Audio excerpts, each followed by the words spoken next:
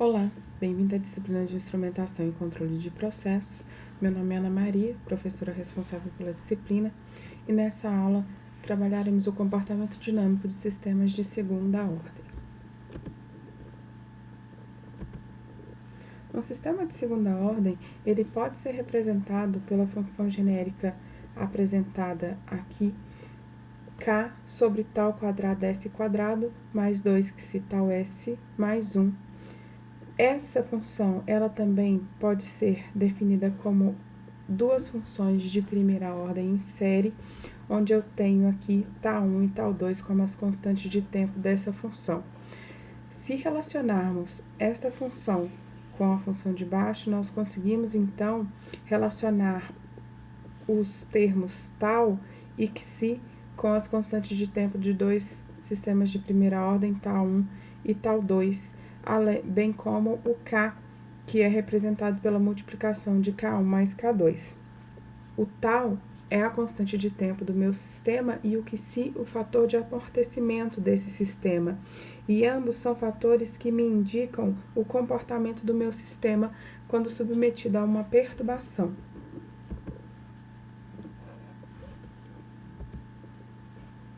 Quando eu submeto um sistema de segunda ordem a uma perturbação, dependendo dos valores que eu tenho para o meu fator de amortecimento psi, eu vou ter comportamentos diferentes para esse sistema. Então, eu submeto esse sistema a uma perturbação degrau de amplitude m. Eu tenho aqui essa função de transferência que será a resposta do meu sistema. Dependendo do valor do psi, eu posso ter raízes reais e diferentes, raízes reais e iguais ou raízes complexas conjugadas. E para cada uma delas, nós trabalharemos com as frações parciais de uma maneira. Trabalhando primeiro com o nosso caso 1, é onde o psi é maior do que 1, e isso significa que o tal1 e tal2, que são as raízes dos sistemas de primeira ordem equivalentes em série, que formam essa função de transferência, eles vão ser reais e diferentes. Eu terei aqui, então, o y, e eu vou abrir essa função em termos de frações parciais, dessa maneira, onde eu encontro α1, α2 e α3, e depois disso, aplicando a Laplace inversa, eu chego aqui nesse termo onde eu tenho exponenciais e eu tenho termos dependentes de tal1 e tal2.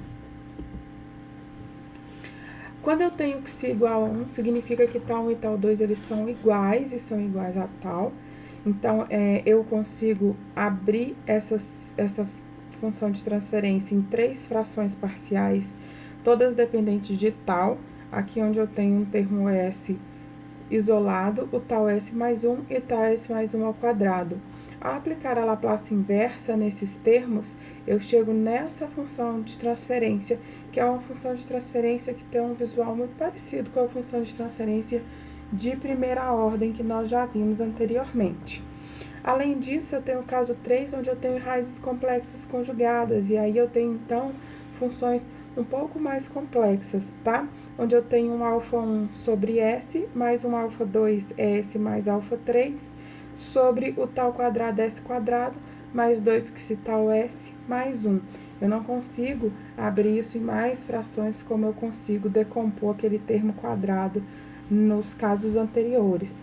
Ao aplicar a Laplace inversa, eu encontro essa função do tempo, onde eu tenho a presença dos termos seno e cosseno, que já me indicam uma tendência à oscilação desse sistema. Para que a gente compreenda, então, a resposta de cada um desses sistemas, eu tenho aqui as três curvas do primeiro caso, onde o psi é maior do que 1, e aí nós chamamos de sistemas sobreamortecidos, que eles têm uma configuração parecida com o sistema de primeira ordem, porém eles são mais lentos, eles demoram mais a alcançar o meu estado estacionário. Vejam que quanto mais próximo esse psi chega de 1, mais próximo eu tenho do comportamento de um sistema de primeira ordem. Coincidentemente, o sistema de primeira ordem e o sistema de segunda ordem com psi igual a 1 tem as mesmas características, e esse é um sistema que eu chamo de criticamente amortecido. Ele tem exatamente aquele comportamento de um sistema de primeira ordem. Então, quanto maior o meu Xi, mais lento eu tenho um sistema quando comparado a um sistema de primeira ordem. Quanto mais próximo de esse Xi, mais próximo do comportamento de um sistema de primeira ordem.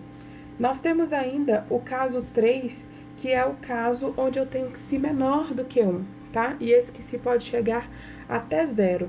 Vejam que para um Xi de 0,8 eu ainda tenho um sistema muito próximo do de primeira ordem, mas a partir do momento que esse Xi vai diminuindo, eu vou aumentando as oscilações desse sistema. Oscilações para sistemas de controle estão diretamente relacionadas à velocidade de resposta. Então, o sistema às vezes está tão rápido que ele entra em um movimento oscilatório. O que a gente chama de Xi igual a 0 seria um sistema com oscilações constantes e ritmadas, tá? E seria, então, um gráfico ainda com oscilações ainda maiores do que esse Xi igual a 0,2. A resposta temporal, então, ela vai exibir alto grau de oscilações e overshoot quando o Xi se aproxima de 0, e aí nós vamos verificar o que é esse overshoot logo a seguir, tá? Grandes valores de Xi, eles rendem, então, respostas muito lentas. Como eu disse, quanto maior esse valor, mais lenta será a minha resposta. E a resposta mais rápida, sem overshoot, que é a resposta que é igual a uma resposta de um sistema de primeira ordem, é a com Xi igual a 1, que é um sistema criticamente amortecido. Nós temos, então, aqui um resumo dos nossos casos, onde eu tenho o nosso primeiro caso com o Xi maior do que 1, é uma resposta amortecida ou sobreamortecida. Eu tenho raízes reais e diferentes para aquela equação característica, que é o denominador da minha função de transferência. Quando o Xi é igual a 1, eu estou trabalhando com um sistema criticamente amortecido, e aí eu tenho raízes reais e iguais. E quando eu tenho um Xi entre 0 e 1, eu estou trabalhando com resposta subamortecida, com raízes de equação características complexas e conjugadas. Alguns termos usuais da dinâmica de processos vão ser trabalhados com esse gráfico das respostas dos sistemas subamortecidos, onde eu tenho oscilações. Essas respostas, elas são muito comuns nos processos químicos, e esses termos, eles são utilizados também na hora que se trata da avaliação de sistemas de controle. Então, é importante que eu saiba o que é um tempo de subida, o que é um overshoot, um tempo de assentamento, porque quando eu implemento um controle, esses são parâmetros que eu preciso avaliar na resposta do meu controlador. Eu preciso alcançar parâmetros aceitáveis com o sistema que está sob controle. Então, o primeiro conceito que eu tenho é o de tempo de subida, que é o tempo que eu levo para sair do meu ponto inicial e cruzar o valor do estado estacionário pela primeira vez. Então, esse tempo que no gráfico eu represento pelo TR é o meu tempo de subida. Eu tenho ainda o TP, que é o meu tempo de pico, que é o tempo que leva para alcançar o maior valor que eu alcanço aqui nesse gráfico. Eu tenho o overshoot, que é a porcentagem que eu consigo ultrapassar o valor do estado estacionário que eu quero nesse sistema em relação aqui a esse pico. Então, quantos por cento eu tenho de overshoot, quanto eu aumento em relação ao meu estado estacionário na subida desse sistema. Eu tenho ainda o período, que é a diferença aqui entre os dois picos, e a taxa de decaimento, que seria a taxa em que o segundo pico se reduz em relação ao primeiro pico. E eu tenho o que nós chamamos de tempo de assentamento, que é quando o meu sistema entra em uma faixa de 5% acima e abaixo do valor aceitável do estado estacionário, e ele está próximo, então, de se estabilizar. Esses conceitos, eles, então, podem ser relacionados com essas variáveis A, B, C do meu gráfico. Além disso, nós conseguimos calcular isso a partir dos parâmetros da função de transferência. Então, o tempo de pico, que é esse tempo de primeiro pico, tá? Que a gente trabalha, que vai ser o tempo que a minha saída vai levar para alcançar esse valor máximo no meu gráfico, ele pode ser calculado a partir da função tal vezes π dividido por raiz de 1 menos xi ao quadrado, tá?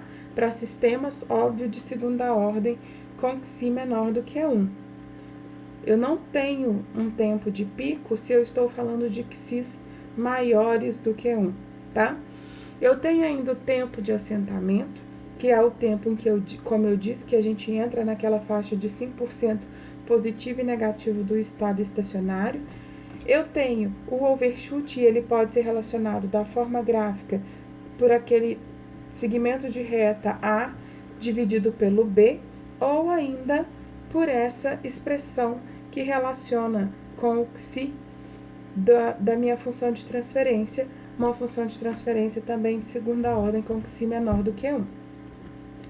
Eu tenho o período de oscilação, que é 2π vezes tal dividido por raiz de 1 menos xi quadrado, tá? Que é esse tempo entre os dois picos sucessivos, e a taxa de decaimento, que é a razão entre o segmento C e o segmento A, ou ainda a relação que eu tenho aqui em relação ao xi, tá?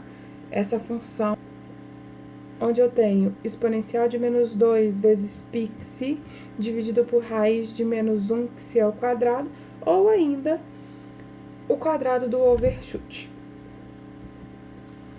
Nós finalizamos aqui os conceitos sobre sistemas de segunda ordem. Obrigada e bons estudos!